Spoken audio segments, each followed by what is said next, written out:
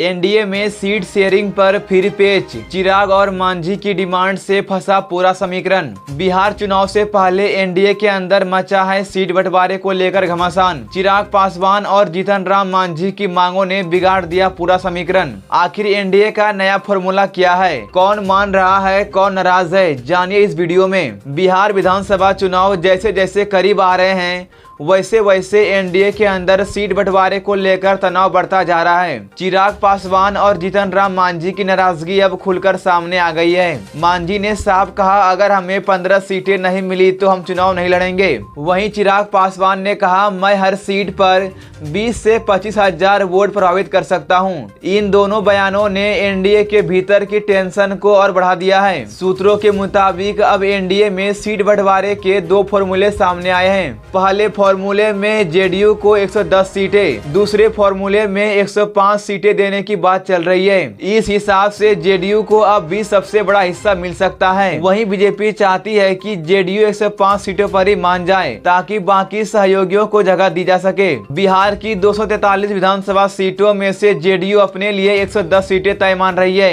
HAM को 6 और RLM को 4 सीटें देने की बात चल रही है। बाकी बची 133 सीटों पर बीजेपी और चिराग पासवान की पार्टी एलजेपी रिपब्लिक के बीच बंटवारा होगा। सूत्रों के मुताबिक बीजेपी 103 सीटों पर लड़ेगी और चिराग को करीब 20 सीटें मिल सकती है। 2020 के चुनाव में जेडीयू सिर्फ 43 सीटें जीत पाई थी, जबकि बीजेपी 74 सीटों के साथ सबसे बड़ी पार्टी बनी थी। इसके बावजूद इस बार जेडीयू सबसे ज्यादा सीटें चाह रही है। दरअसल दिल्ली की राजनीति में जेडीयू की स्थिति मजबूत है। केंद्र में मोदी सरकार को जेडीयू के सांसदों के समर्थन की जरूरत है। इसी वजह से जेडीयू अब दबाव की राजनीति में बढ़त ले चुका है। चिराग पासवान इस बार 40 सीटों की मांग कर रहे हैं। उनका कहना है कि 2024 लोकसभा चुनाव में उन्होंने शानदार प्रदर्शन किया था, इसलिए विधानसभा में भी उन्हें सम्मानजनक सीटें मिलनी चाहिए। वहीं जीतन राम मांझी 15 सीटों की मांग पर अड़े हुए हैं। अगर उन्हें कम सीटें मिली तो वे चुनाव से हटने की धमकी दे चुके हैं। वहीं बात करते हैं जेडीयू की रणनीति की, तो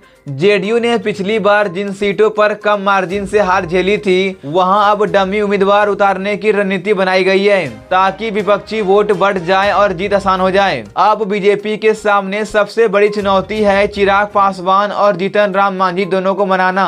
दोनों ही नेताओं की दलित समुदाय में मजबूत पकड़ है, इसलिए बीजेपी किसी को भी नाराज नहीं करना चाहती। अगले 2 से 3 दिनों में पटना में एनडीए की बड़ी बैठक होने वाली है, जहां सीट शेयरिंग पर आखिरी फैसला लिया जा सकता है। अब सबकी निगाहें एनडीए की अगली बैठक पर टिकी है। क्या नीतीश कुमार की पार्टी अपनी बात मनवा पाएगी या बीजेपी के दबाव में कोई नया फॉर्मूला बनेगा? बिहार की राजनीति में अगले कुछ दिन बहुत अहम है। बिहार की लेटेस्ट खबरों को सबसे पहले देखने के लिए हमारे चैनल को सब्सक्राइब जरूर करें।